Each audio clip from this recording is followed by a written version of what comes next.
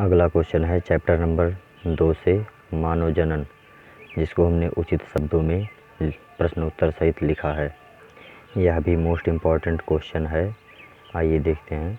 Question है, अंडाणु जनन से आप क्या समझते हैं, अथवा अंड जनन पर संक्षिप्त टिप्पणी लिखिए। तो इसका उत्तर है अंडाणु जनन मतलब अंडाणु का निर्माण या अंड का निर्माण। तो परिभाषा दी है, स्त्री के अंडाशय से अंडाणुओं की निर्माण की प्रक्रिया अंडाणु जनन कहलाती है। अर्थात स्त्रियों के अंडाशय से अंडाणुओं के निर्माण की प्रक्रिया को अंडाणु जनन कहते हैं। यह प्रक्रिया निम्नलिखित पदों में संपूर्ण होती है। पहला पद जिसे प्रोलिफरेशन प्रावस्था कहते हैं।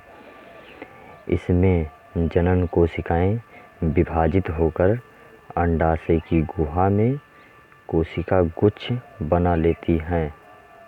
अर्थात इसमें जनन कोशिकाएं जो होती हैं वो विभाजित होकर अंडाशय की गुहा में कोशिकाओं का समूह बना लेती हैं, जिसे पुटिका अर्थात फॉलिकल कहते हैं। पुटिका जो होती है ये पोषण कोशिकाओं से पोषण प्रदान कर आकार में बड़ी होकर ओगोनियम बनाती हैं। अर्थात पुटिका आकार में बड़ी होकर ओगोनियम कहलाती है। दूसरी अवस्था, यह प्रक्रिया माँ के गर्भ में पूर्ण होती है। इस अवस्था में ओगोनियम जो होता है पोषण कोशिकाओं से भोजन एकत्र करके आकार में बड़ी हो जाती है, जिसे प्राथमिक oocyte कहलाती है।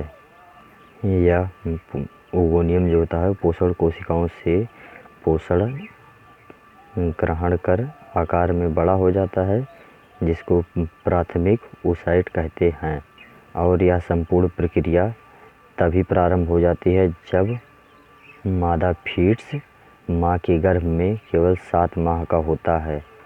और यह भी प्रक्रिया उसी अवस्था में पूरी होती है जब मादा फीट्स माँ के गर्भ में 7 माह का होता है। और अब देखते हैं परिपक्वन प्रावस्था। यह प्रक्रिया पूरे जनन काल लगभग 11 से 45 वर्ष में लगातार चलती रहती है, जिसमें प्राथमिक oocyte में पहला अर्धसूत्री विभाजन होता है। मतलब कि प्राथमिक oocyte में 11 से 45 वर्ष तक लगातार अर्धसूत्री विभाजन होता रहता है। और 2 कोशिका, जिसमें बड़ी कोशिकाओं को द्वितीयक oocyte कहते हैं, व छोटी कोशिकाओं को प्रथम ध्रुविकाएँ कहते हैं। यह संपूर्ण प्रक्रिया अंडोत्सर्ग के पहले ही संपन्न हो जाती है। और पुनः इसमें समसूत्री विभाजन होता है, जिसके फलस्वरूप एक द्वितीयक ध्रुविकाएँ तथा एक अंडाणु का निर्माण होता है। और यही संपूर्ण प्रक्रिया अंडजनन कहलाती है। और हमें अंडाणु का निर्माण ही करना था, तो यह समाप्त होता है आंसर। इससे आपको आसानी से 5 मार्क्स मिल सकते हैं, जिसमें कोई भी डाउट नहीं है।